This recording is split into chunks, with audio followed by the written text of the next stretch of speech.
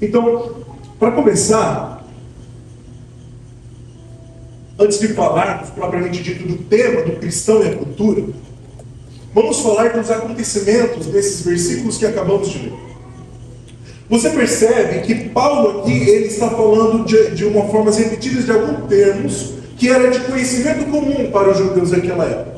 Ele utiliza as frases falando que Jesus é a imagem de Deus. Ele começa a falar que em Deus a nossa consciência foi transformada a partir de Cristo Jesus. Conhecimentos comuns para aquele período, mas não na pessoa de Jesus, mas sim na sabedoria de Deus, na personificação da sabedoria. Gordon Fee, ele vai falar que ler 2 Coríntios é como ligar a televisão no meio de um filme muito complicado. As pessoas estão conversando e as coisas estão acontecendo, mas não sabemos ao certo quem são algumas das personagens ou qual é a trama. Temos que lembrar que 2 Coríntios, como o próprio nome diz, faz parte de uma cronologia de acontecimentos que estava acontecendo na igreja de Corinto. Ela não vem posterior, logo em seguida a 1 Coríntios. Vamos compreender que temos acontecimentos antes disso. E nem 1 Coríntios é a primeira carta de Paulo para aquela igreja. Teve uma carta antes daquilo ali, ao qual Paulo vai tratar em 1 Coríntios, reforçando alguns temas. E após 1 Coríntios, teve uma outra carta ainda, ao qual nós vamos falar aqui, que foi uma carta de confronto, ao qual Paulo cita também em 2 Coríntios. Então os acontecimentos naquela igreja já não estavam boas. O clima daquela igreja já não estava tranquilo. Gordon Fee vai falar que é uma carta complicada, porque, por exemplo, em 1 Coríntios, nós temos 12 temas que Paulo trata. Diferente da maioria das cartas de Paulo, ao qual ele divide em 3 partes, é uma carta tripartidária, onde ele faz a saudação, o confronto e o consolo. Aqui Paulo está tratando de 12 temas, e temas extensos, temas complicados, temas complexos, temas que influenciam na vida do dia a dia daquela igreja. Se pudermos elencar, aqui nós temos alguns temas que nós encontramos em 1 Coríntios. Paulo ele vai tratar sobre a divisão e o tema da sabedoria que eu comecei falando. Paulo ele vai falar sobre o tema sobre incesto e imoralidade sexual. Ele vai falar sobre litígios, ou seja, problemas com a justiça. Ele vai falar sobre problemas de sair com prostitutas. Ele vai falar sobre sexo e casamento. Ele vai falar sobre o problema da mesa do Senhor que estava acontecendo naquela igreja. Ele vai falar sobre alimentos sacrificados a ídolos. Ele vai falar sobre coletas de ofertas. E aqui também nós temos alguns outros temas, como a mulher falar em público, o véu ali, que ele faz uma analogia com o Antigo Testamento. A primeira carta é uma carta muito complexa, é uma carta difícil de sintetizar. O próprio Gordon Fee fala que se não é a carta mais complicada de conseguir fazer uma interpretação. E aqui nós temos acontecimentos de 2 Coríntios. Como eu falei, 2 Coríntios, ela vem posterior a uma carta ao qual Paulo dá o nome de carta dolorosa. No grego, se chama uma carta grave, uma grave denúncia que Paulo está fazendo ali. Por que Paulo escreveu essa carta, então, após 1 Coríntios? Como eu coloquei aqui, ele, depois de 1 Coríntios, no final de 1 Coríntios, ele vai falar que por conta dos temas que ele está tratando, pelo nível de seriedade dos assuntos que ele está tratando ali, ele resolve antecipar a sua viagem para a igreja de Corinto. Então ele não vai mais para Macedônia, ele vai direto para Éfeso, e de Éfeso ele vai cair em Corinto. Só que chegando em Corinto, o que ele se depara é com opositores dentro da própria igreja que estava falando mal de Paulo. Não só falando mal de Paulo, como também ele não sentiu uma recepção e uma defesa por parte da igreja daquela oposição. E Paulo, ali em 2 Coríntios capítulo 2, ali no verso 3 e 4, ele vai falar que aquilo trouxe grande tristeza para ele. Grande tormento, que como que aquilo entristeceu ele. Então, nesse meio termo, Paulo ele escreve uma carta confrontando a igreja de Corinto, também defendendo o seu apostolado, ao qual Paulo, em 2 Coríntios capítulo 2, ele vai falar que se precisamos de algum tipo de recomendação, aquela igreja era a recomendação dele, porque afinal de contas a vida deles representava aquilo que eles estavam pregando. E o confronto que Paulo fez nessa carta entre 1 Coríntios e 2 Coríntios levou um irmão à extrema repreensão por parte da igreja. O que nós lemos em 2 Coríntios, que Paulo fala que para a igreja não tratar ele de forma demasiadamente dura.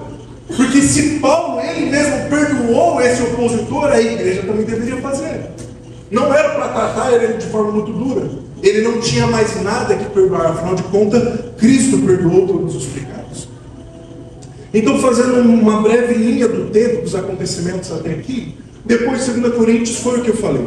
Paulo, ele antecipa a viagem. Nessa antecipação da viagem, ele encontra a oposição sem defesa por parte da igreja. Depois disso, ele escreve essa carta, retornando para Éfeso, e envia. Nesse meio tempo que ele envia essa carta, não sabemos quem enviou, mas é comumente dito que quem enviou foi Tito, porque nós compreendemos ali em 2 Coríntios que era Tito que ele aguardava para receber a resposta dessa carta. Então Paulo vai ao encontro de Tito em Troade, ali onde ele fala que ele encontrou uma janela, uma oportunidade para se pregar o Evangelho. Então ali ele recebe, dentro desse período, a notícia que Paulo foi pego pela perseguição na Macedônia. Uma grande perseguição que se estava se dando naquele período, muito por conta da crença dos comerciantes, eles estavam recebendo várias sanções de comércio naquele período. Então Paulo, ele é consolado por Tito, ao saber que a lealdade dos coríntios foi restaurada. É nesse contexto que nós temos então o início dessa carta, Coríntios capítulo 2. Então veja, no capítulo 2, no verso 17, Paulo ele vai falar o seguinte: ao contrário de muitos, não negociamos a palavra de Deus visando lucro. Antes, em Cristo, falamos diante de Deus com sinceridade, como homens enviados por Deus. Então, diferente de 1 Coríntios, onde que a oposição que Paulo encontrou foi dentro da igreja, em 2 Coríntios, a oposição que Paulo encontra agora é exterior. São judeus itinerantes que eles viajavam nessas igrejas, ao qual eles começavam a pregar o Antigo Testamento, pregavam ali as leis, só que de forma adulterada. Eles adulteravam a palavra de forma que aquilo que eles estavam pregando engrandecia o pregador e não trazia a essência do evangelho daquilo que Paulo estava falando. E Paulo aqui no final do capítulo 2 e no início do capítulo 3, Paulo está confrontando essa prática. Paulo ele está falando que ele nunca cobrou nada para pregar o evangelho. Que tudo aquilo que Paulo ele exigia de contribuições era para que fosse para a obra de Deus. Nunca foi visando lucro, nunca foi para engrandecer ele como pregador. Pelo contrário, no capítulo 4, Paulo, esses versículos que nós lemos, do versículo 7 até o 12, Paulo ele vai falar de como que o evangelho é glorificado nos verdadeiros cristãos. Aonde ele fala que por meio de vasos de barros guardamos um grande tesouro, e as leves e momentâneas tribulações é que vai produzir em nós o caráter ao qual irá glorificar a Deus. Paulo ele deixa claro no capítulo 4 que ele não pregava ele mesmo, que ele não pregava a vida dele, mas o que ele pregava era Cristo crucificado. Ele não estava pregando uma vã filosofia. Ele não estava pregando, como ele fala no início do capítulo 4, um falso evangelho. O evangelho adulterado. Então nós temos o verso 2, onde ele fala: antes renunciamos aos procedimentos secretos e vergonhosos. Não usamos de engano, nem torcemos a palavra de Deus. Pregamos aquilo que Cristo falou, a sã doutrina dos apóstolos. Não modificamos para que fossem mais confortáveis aos ouvidos daqueles que escutavam. Pelo contrário, mediante a clara, diga comigo, clara, fala clara, a clara exposição da verdade, recomendamos-nos a consciência, repita comigo, consciência de todos diante de Deus. Aqui nós temos duas denúncias desse falso evangelho. Se o evangelho verdadeiro é a clara exposição, sem mistura com o que é falso, e essa clara exposição trabalha diretamente na consciência daqueles que escutam, o falso evangelho que Paulo estava combatendo era um evangelho adulterado que não promovia nos cristãos algum tipo de emancipação espiritual. Como ele mesmo fala, era um evangelho que fazia com que as pessoas que escutassem permanecessem dentro de uma obscuridade. Ele continua dizendo: mas se o nosso evangelho está encoberto, para os que estão perecendo é que está encoberto. Não é para os verdadeiros filhos de Deus que o evangelho está encoberto. Pelo contrário, para os verdadeiros filhos de Deus, o evangelho foi escancarado na cruz de Cristo. Não tem mais nada encoberto. Literalmente o véu foi rasgado, trazendo livre acesso a todos. Como lemos em Hebreus agora, nós temos um novo sumo sacerdote, uma nova ordem sacerdotal. Não precisamos seguir ritos antigos. E essa nova ordem sacerdotal é superior à ordem de Melquisedeque. Quer dizer, vem da ordem de Melquisedeque, é superior à ordem abraâmica. E no versículo 4 ele vai falar: o Deus dessa era cegou o entendimento dos descrentes, para que não vejam a luz do Evangelho da glória de Cristo, que é a imagem de Deus. Esse último trecho era um escândalo para os judeus, aqueles que estavam ali de forma itinerante. Dentro do entendimento que era impossível um Deus perfeito, santo, encarnar em pessoa e andar aqui na terra. Só que veja, Paulo aqui, como eu falei, ele faz a apologética falando que o evangelho não está encoberto para os filhos de Deus, mas está para os falsos filhos. E assim como ele vai falar sobre os falsos filhos, Paulo aqui também ele está falando do poder de um falso Deus.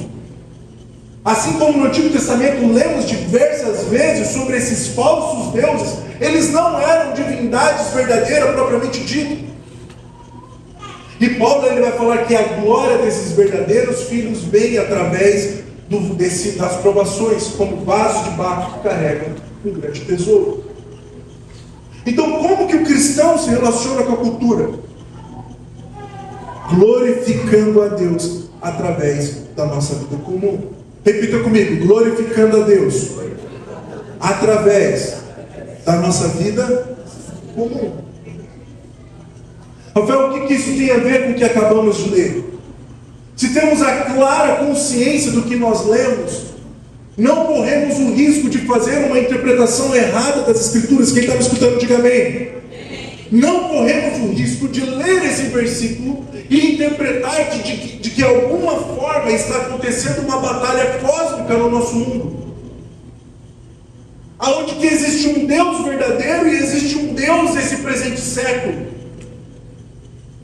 Se compreendermos que aquilo que Paulo está falando era dentro de um contexto que aquela igreja vivia, não corremos o risco de achar que temos algum tipo de divindade sobre esse mundo. Porque afinal de contas, o que Paulo está falando, ele está falando que até mesmo Satanás, ele é um falso Deus nesse presente momento. Ele é chamado de Deus por causa daqueles que o adoram, mas ele não tem poder divino algum. Porque afinal de contas, se ele é o inimigo, se ele é o diabo, ele é o diabo de Deus. Mas o que acontece? Não compreendemos de forma clara esse versículo, entramos agora dentro de uma divisão no nosso dia a dia. Acreditamos que fazemos parte de uma competição mística. Acreditamos que estamos no meio de uma batalha cósmica, onde que duas divindades estão batalhando pela humanidade. É o exemplo que sempre damos que rolava no Facebook. Não sei se ainda tem alguém que usa Facebook, né? Faz anos que eu não entro, mas é a imagem que rolava muito no Facebook, da mãozinha de Deus lá, tirando queda de braço com Satanás. E aí tinha aquela clássica frase, falando: e aí, de que lado que você está? É um UFC gospel, é um negócio místico. Eternidade, aquele negócio. O que acontece? Fomos para esse lado, caímos numa herança da batalha espiritual, que então a todo momento estamos tentando vencer o inimigo. E aí tudo é uma guerra espiritual, tudo é uma batalha cósmica, tudo depende de nós para conseguirmos vencer o inimigo. Isso nos leva a uma postura extremamente contrária à cultura ao qual nós estamos inseridos. Então, reformulando o que eu falei até aqui, por que eu dei toda essa volta? Porque nós fizemos uma exegese do texto de 2 Coríntios, para trazer um entendimento claro que nunca podemos pegar um versículo isolado para reforçar um argumento. Nunca devemos fazer isso. O que Paulo está falando ali não é que Satanás é um tipo de Deus dessa era. Paulo ele está condenando justamente o ensinamento de falsos mestres. E o que Paulo fala é que se Satanás é um Deus, é simplesmente para aqueles que não são filhos de Deus. Então, queridos, me escute. Não há uma batalha espiritual e gospel acontecendo. Porque se lermos as Escrituras, ao chegar em Apocalipse, sabemos que o nosso Messias, o nosso Cristo, já venceu o pecado, a morte e a maldade na cruz ao qual ele padeceu. Não existe possibilidade de falha na obra redentora de Cristo. Não tem nada que possamos fazer dentro da nossa limitação humana que apequene o sacrifício de Deus em sua obra redentora na cruz. Diga que você está entendendo, pelo amor de Deus. Não tem nada que você faça. Então, Rafael, eu não preciso andar em Campo Grande jogando óleo ungido nas ruas, né, João? Nos 4 cantos de Campo Grande. Vamos fazer ato profético para ali amarrar o inimigo. Temos que amarrar o valente. Querido, Satanás é o inimigo da nossa alma. Ele tenta contra a nossa consciência. A todo momento. Tentando fazer com que esqueçamos na nossa consciência a clara mensagem do Evangelho. Que é o quê? A boa notícia de que Deus, no seu Filho, venceu o pecado. Mas Satanás a todo momento atenta contra a nossa alma, falando que somos a velha criatura. Ele tenta a todo momento falar à nossa consciência que ainda somos aquele amontoado de erros e pecados anterior à obra de Cristo. Ele tenta nos convencer que a nossa natureza caída é a única natureza que podemos ter. Quem está me escutando, diga amém. Então nós não estamos no meio de uma batalha cósmica. Não precisamos nos isolar do mundo. E se vamos seguir esse caminho que eu acabei de falar, de fazer uma leitura detalhada, não precisa nem ir longe, querido. Só ler o primeiro capítulo e ler até o final do capítulo, do versículo que você está lendo. Você vai ver que muitos versículos que talvez nós utilizamos, não é nada disso que pensamos. Rafael, mas o mundo é mau, nós temos que fugir daqui. João 17, 15 a 18 vai falar: não rogo que os tires do mundo, mas que os protejas do maligno. Eles não são do mundo, como eu também não sou. Santifica-os na verdade, a tua palavra é a verdade. Assim como me enviaste ao mundo, eu os enviei ao mundo. ênfase na primeira parte: não rogo que os tire do mundo, mas que os proteja do maligno. E aqui nós temos a clara consciência de que vivemos no mundo, mas nós não somos dele. Mas como nós vivemos em nosso tempo? Justamente o contrário. Vivemos como se não fôssemos desse mundo. Isso nos leva a várias barbaridades. Nos leva ao isolamento social. Achamos que estamos vivendo de uma forma separada, mas como Leandro ele vive repetindo sobre o princípio do voltejamento, é impossível vivermos de forma isolada da cultura e da sociedade.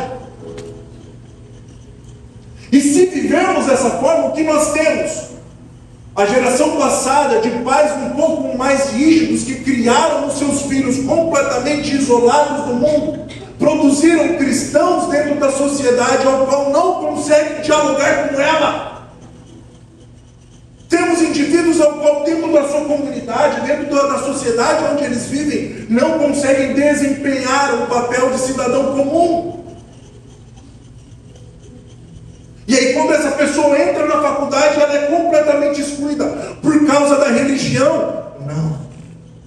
Por causa que ela não foi preparada para viver no mundo. Ela foi preparada para viver dentro de uma separação espacial.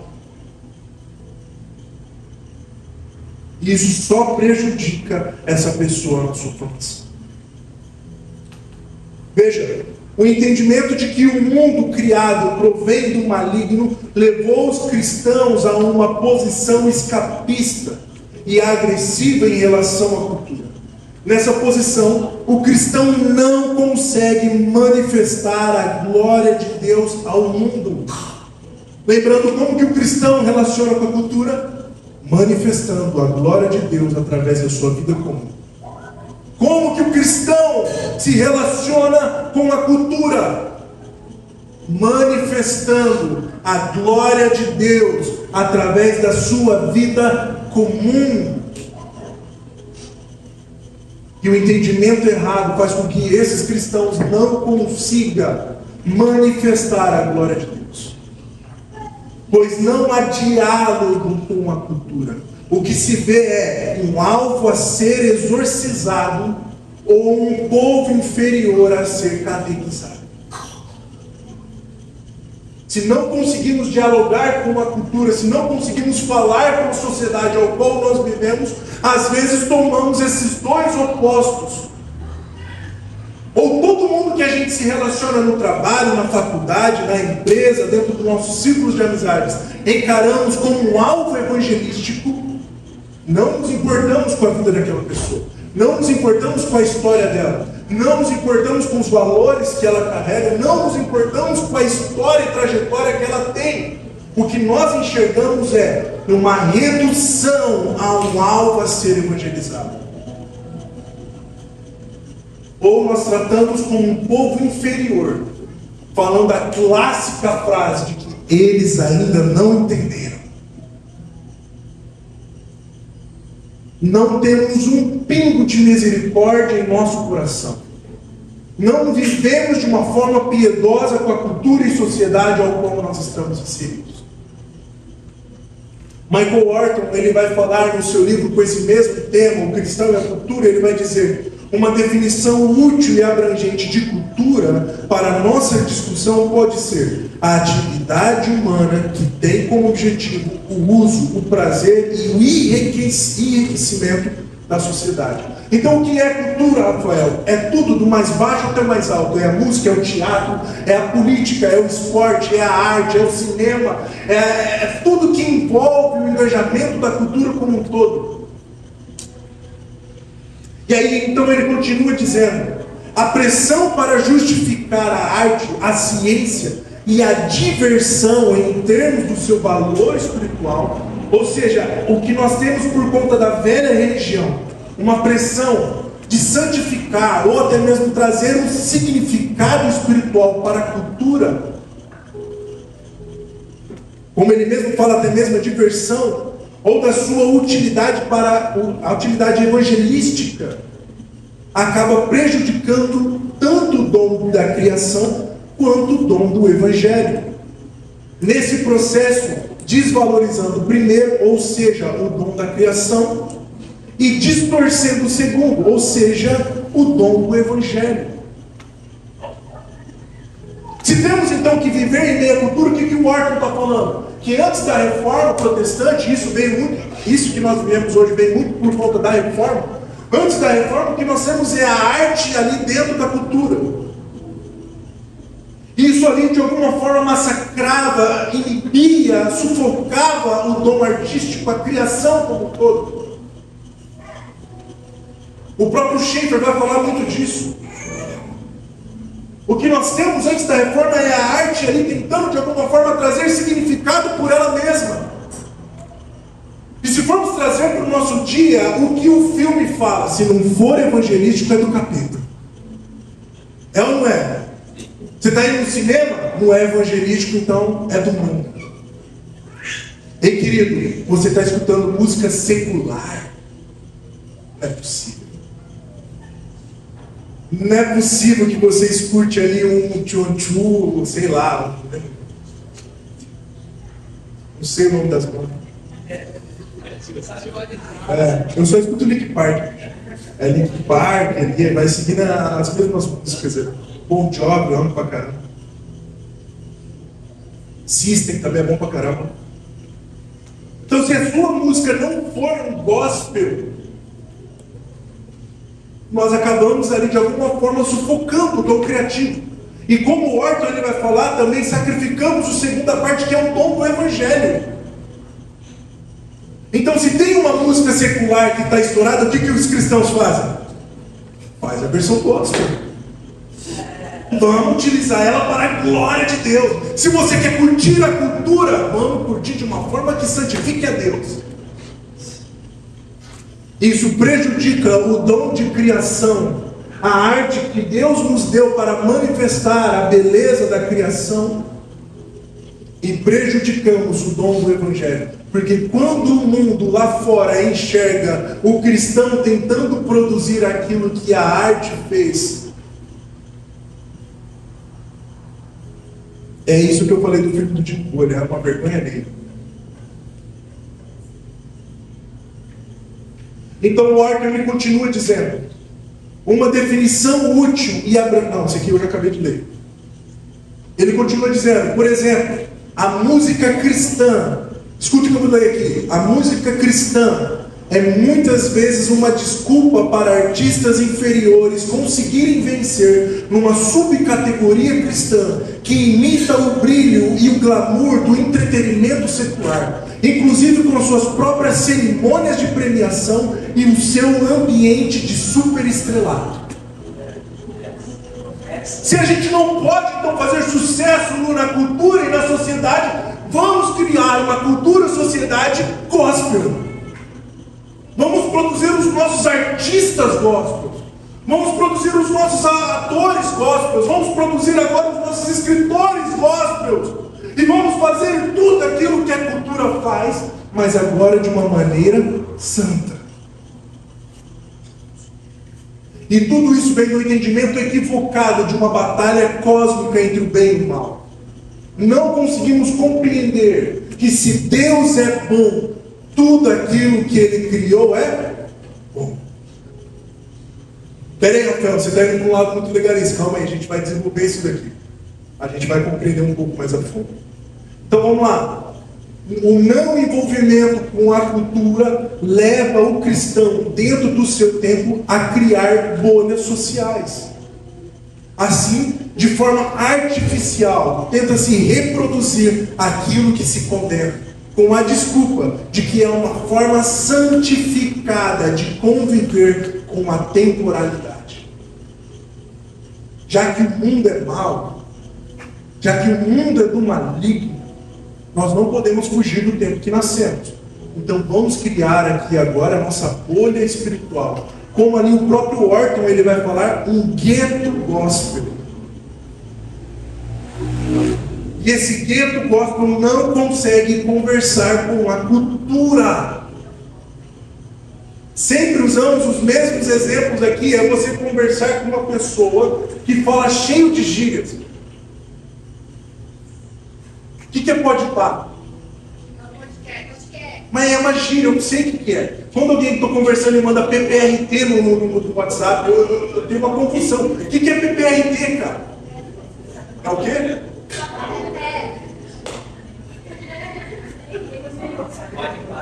Você conversar com alguém com gíria é a mesma coisa de você conversar com alguém de 15 anos que não consegue completar uma frase no WhatsApp. Ela corta todo tipo de vogal, ela fala VC, ela não usa as consoantes. É uma agonia falar com esse tipo de pessoa. É horrível. É horrível. Agora imagina você conversando com um crente que qualquer coisa que você fala, ele fala, tá amarrado. Misericórdia. Está repreendido. Pegou um rabo do outro e vai sair porque eu quero líder. Criamos guetos espirituais ao qual não consegue comunicar com a sociedade criada. Quem está me entendendo, diga amém. Não dialogamos com a cultura, não conversamos com a sociedade. E se não há diálogo, a fé vem pelo ouvir. E se não há diálogo, não conseguimos manifestar a glória de Deus através da nossa vida comum.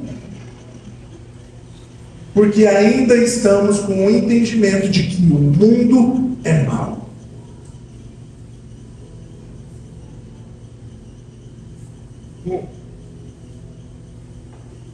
Nos anos 50, um modelo que foi muito utilizado até alguns anos atrás é o do Newton, que ele vai falar, ele vai resumir 5 formas ao qual Cristo se interage com a cultura. Ele vai falar do primeiro ponto, que é Cristo contra a cultura. Ele vai falar o Cristo da cultura, Cristo acima da cultura, Cristo e a cultura em paradoxo, e Cristo, o transformador da cultura. Ele vai falar desses 5 modelos. E como nós vamos ver, o próprio D.A. Carson, o Timothy Keller, o próprio Michael Horton, ele vai dizer que esses modelos já não dizem muito ao nosso tempo. Amém? Glória a Deus. Ele vai falar que não comunica muito.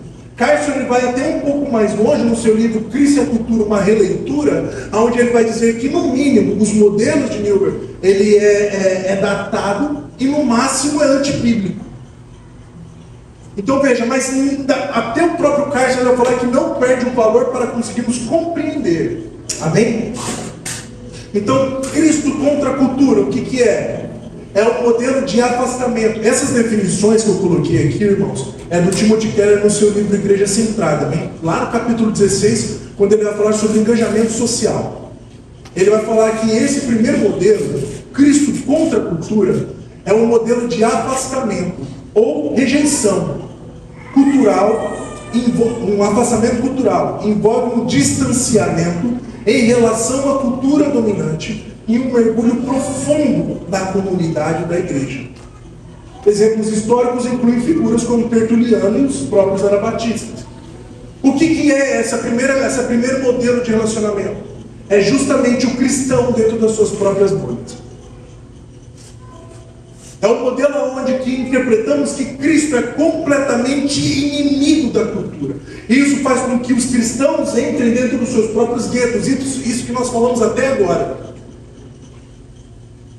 Uma versão um pouco mais radical dos anabatistas que nós temos até hoje, os próprios Amish nos Estados Unidos.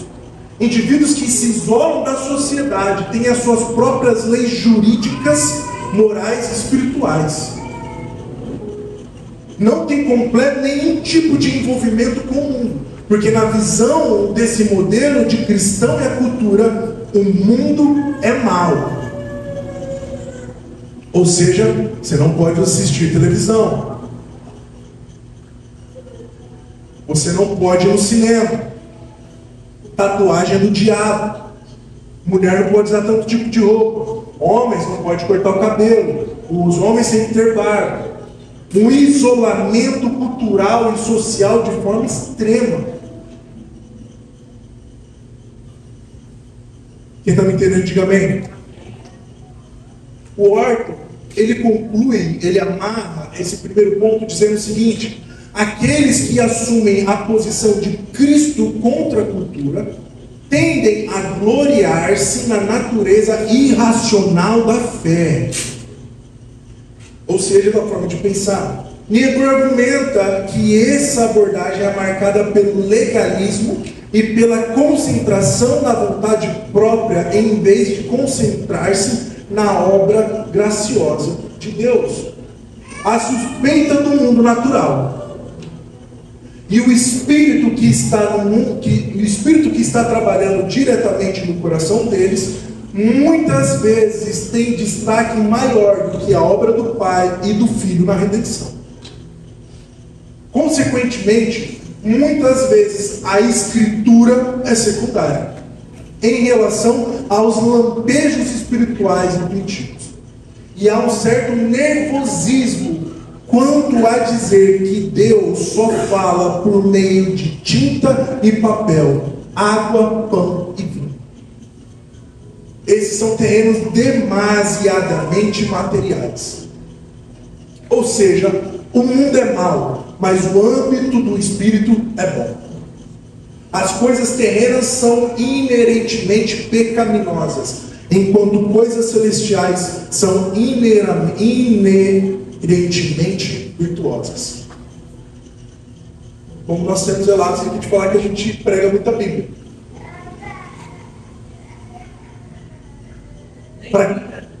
Nem tudo é a Bíblia falar. Nem tudo é a Bíblia. Dá até coceira, cara. O modelo de relacionamento do cristão contra a cultura leva o indivíduo a uma super espiritualidade, aonde tudo é arrepio, aonde tudo é intuição. Pelo amor de Deus, o que eu vou falar aqui não está descartando a validade do que deve ser feito, amém?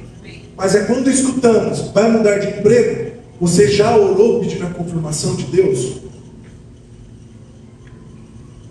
Ah, eu vou votar em tal candidato na eleição. Você já orou para saber se esse candidato é de Deus?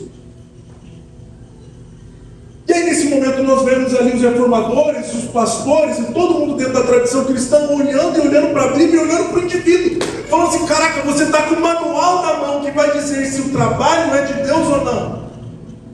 Você está com um manual na mão que vai te capacitar a ter uma condição racional para dizer se um candidato é de Deus ou não.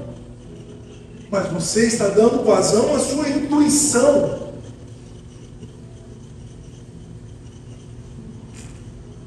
O segundo modelo, o cristão da cultura. Se o cristão contra a cultura leva os indivíduos a uma bolha social, o Cristo da cultura é completamente o oposto. Eles estão em dois polos diferentes. Um modelo de acomodação, ou seja, assimilação cultural. Reconhece Deus trabalhando na cultura e busca maneiras de ratificar esse fato. Ou seja, Jesus é o Jesus da minha cultura. E vamos utilizar dos meios necessários, dos versículos necessários, para responder a questões culturais no meu tempo, para tentar de alguma forma justificar ela de forma bíblica. Está lembrando alguma coisa? Qual que era o slogan do cara lá? Do versículo? Que ele usava? Do Bolsonaro? João 3,16? Não, é o conhecereis a verdade te libertará. 8,32. Utilizamos de versículos isolados para promover e responder a coisas do nosso tempo e cultura. Porque afinal de contas ele é o Deus cultural do meu momento. Enxergamos muito isso nos Estados Unidos. Quando o presidente vai tomar posse, ele fala que vai fazer tudo de acordo com a vontade de Deus, tudo aquele esquema. Exemplos históricos incluem pensadores como Schleiermacher e Kant. Dentro desse pensamento onde que Cristo é acomodado, é assimilado à cultura presente. E, ou seja, ele acaba se tornando uma filosofia humana. E aqui eu já estou partindo para o encerramento. O terceiro ponto é falar de Cristo acima da cultura. Ou seja, um modelo sintético que defende por meio de Cristo a complementação do que há de bom na cultura e uma construção em cima desses aspectos positivos da cultura. Exemplos históricos incluem pensadores como Clemente de Alexandria e Tomás de Aquino. Ou seja, o lado ruim desse relacionamento com a cultura é a institucionalização da igreja no seu tempo. Porque se vamos de alguma forma sintetizar a cultura com Cristo, acaba com que a igreja se preocupa com coisas simplesmente do seu tempo ao qual ela está inserida e perde de vista os valores eternos. Afinal, temos que resolver os problemas deste momento. O quarto ponto, Cristo e a cultura em paradoxo, ou seja, um modelo dualista que vê os cristãos como cidadãos de dois reinos diferentes, um sagrado e outro secular. Exemplos históricos incluem pensadores como Lutero, que acreditavam que nós, enquanto cristãos, pertencemos ao mesmo momento. Que está escutando, diga amém. Eu já estou encerrando, presta atenção. Pertence no mesmo tempo a um reino espiritual e a um reino material. Isso leva o cristão a uma passividade em relação aos problemas do seu tempo. Porque ele vai acabar por dizer que os problemas que eu estou enxergando na sociedade e na cultura é por conta do pecado. Eu não posso fazer nada. Porque eu estou fadado a viver nesse tempo enquanto eu ainda sou um cidadão de um outro reino. E um outro ponto ao qual o próprio Newman vai falar que para ele parece fazer mais sentido é Cristo, o transformador da cultura. Ele vai dizer um modelo conversionista que busca transformar cada parte da cultura por meio de Cristo. Exemplos históricos incluem pensadores como Agostinho de Hipona, Calvino, John Wesley e Jonathan Edwards. Esse pensamento vai dizer que Cristo tem algo a dizer em cada esfera da cultura. Ele tem algo a falar em cada ponto da sociedade. Não de uma forma dominante, como Cristo acima da cultura, que tenta de alguma forma unificar Cristo e a sociedade. Mas ele fala que Cristo e o Evangelho têm algo a dizer a cada parte da cultura e a sociedade ao qual ele está presente. Está fazendo sentido o que eu estou falando? Então o cristão ele tem um papel a desempenhar na sociedade desse modelo. Como, Rafael? Sabemos que o trabalho antecede a queda. O trabalho não é uma consequência do pecado, como o próprio Leandro falou aqui naquela ministração. O cultivar e guardar vem antes da queda. Então, como uma ordenança cultural, sabemos que o nosso trabalho de segunda a sexta, de segunda a sábado, e para alguns de segunda a segunda, temos um papel a desempenhar, de alguma forma manifestar a glória de Deus nesse trabalho. Como? Sendo um trabalhador, sendo um funcionário, sendo um patrão, que seja segundo os padrões bíblicos. Isso vai promover transformação cultural e social. E aqui eu não estou falando, novamente, lembrando que nós falamos de um patrão que fica repetindo jargões gospel. Amém? Estamos falando de um patrão, um funcionário, que siga os padrões bíblicos desse serviço ao qual ele desempenha. Estamos falando de uma esposa não moldada segundo a religião do presente século de um Deus falso. Nós estamos falando de um padrão bíblico de esposa.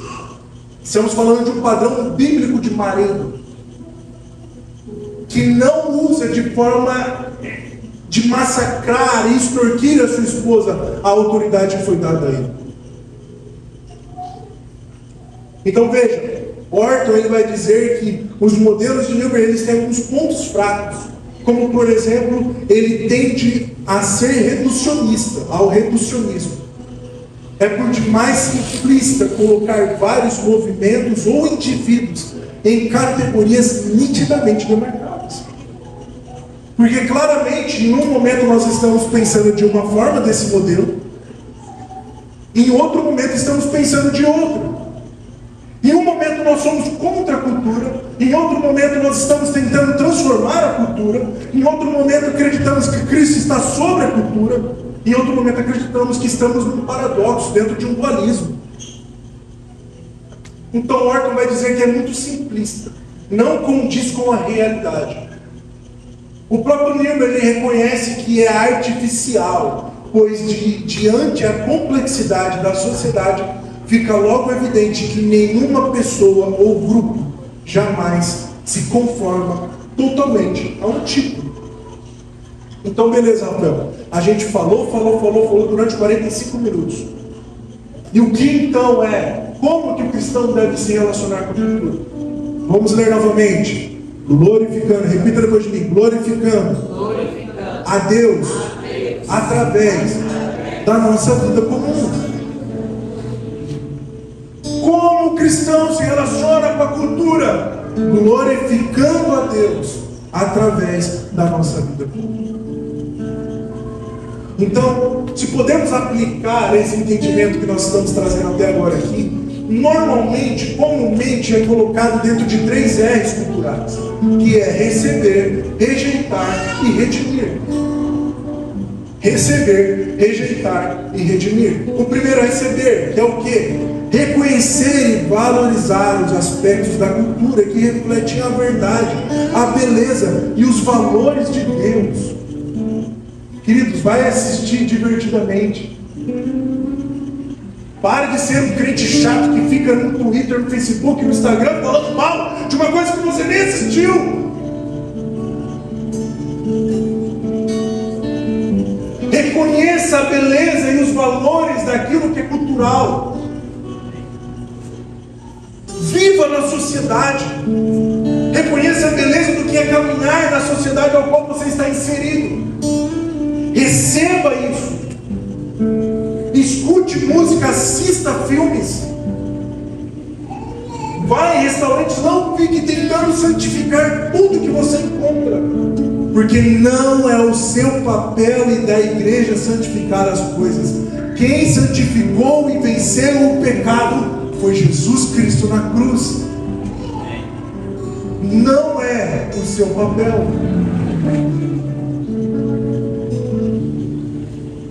Isso inclui participar ativamente na sociedade, envolver-se nas artes, na política e em outras áreas da vida cultural de forma positiva e construtiva. Ou seja, o primeiro é receber. O segundo é o oposto, é rejeitar. Identificar e rejeitar os elementos da cultura que vão contra os princípios e valores do Evangelho. Rafael, então eu vou receber tudo da cultura. Não, tem coisas que não condiz com o Evangelho. E aí nós voltamos na nossa centralidade, daquilo que é basilar para a nossa fé, daquilo que nos une através de Cristo, que é o quê? A palavra. Tem elementos que a palavra condena na cultura, então isso nós rejeitamos. Tem cenas ao qual nós não devemos assistir, isso rejeitamos. Tem música ao qual eu não devo escutar, isso nós rejeitamos. O Evangelho, ou seja, os valores do Evangelho, isso envolve manter uma distância saudável. Vou repetir, uma distância saudável de práticas e ideologias que contradizem a fé cristã. Então o primeiro é receber, o segundo é rejeitar, e o último é redimir, que é buscar transformar e redimir os aspectos da cultura que estão distorcidos pelo pecado e pela influência do maligno.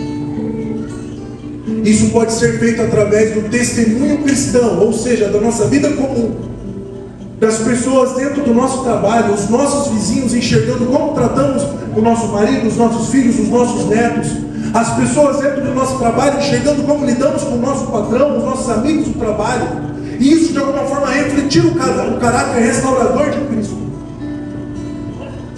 Ou ele continua dizendo, da produção cultural que promove valores do reino de Deus e do engajamento ativo na reconciliação e na justiça social. Receber, rejeitar e redimir. Eu quero finalizar lendo alguns versículos, 2 versículos, 3 versículos e uma última citação. Paulo, em 1 Tessalonicenses, ele vai dizer: esforce-se, coloque em força, seja ativo para ter uma vida tranquila, cuidar dos seus próprios negócios e trabalhar com as próprias mãos, como nossos instrumentos, a fim de que andem decentemente aos olhos do que são de fora e não dependam de ninguém.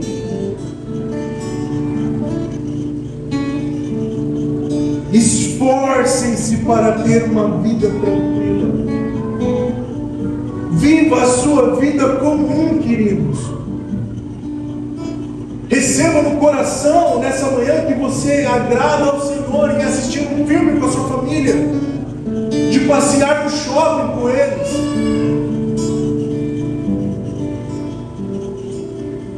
E a última citação é de Alton Boltz, onde ele vai dizer: num sentido muito importante, essa restauração significa que a salvação não traz nada de novo. A redenção não é uma questão de acrescentar uma dimensão sobrenatural ou espiritual à vida humana. Antes, é uma questão de dar uma nova vida e vitalidade ao que já estava lá a todo tempo. Não é você agora viver uma vida separada. Agora é Cristo no trabalho, é Cristo no casamento, é Cristo na cultura. Na realidade, a única coisa que a redenção acrescenta, que não está incluída na criação, é o remédio para o pecado, o qual é trazido exclusivamente para o propósito de recuperar uma criação sem pecado. Glória a Deus. Então, como o cristão se relaciona com a cultura? Glorificando a Deus através da nossa vida comum. Que possamos viver uma vida comum, queridos. Que possamos reconhecer Cristo naquilo que nós vivemos no dia a dia. Glória a Deus. Como eu falei, esse tema não é exaustivo. Queríamos fazer uma série desse tema porque ele é muito abrangente. Nossa intenção era de falar do cristão contra o racismo, do cristão contra o aborto, do cristão com a fome, do cristão com a guerra, do cristão e a política, mas isso levaria muito tempo. Então hoje interprete essa palavra como uma introdução a esse tema. Pegue os nomes, pega tudo isso que nós falamos essa manhã e pesquise, leia alguns livros. Glória a Deus. Se coloque de pé.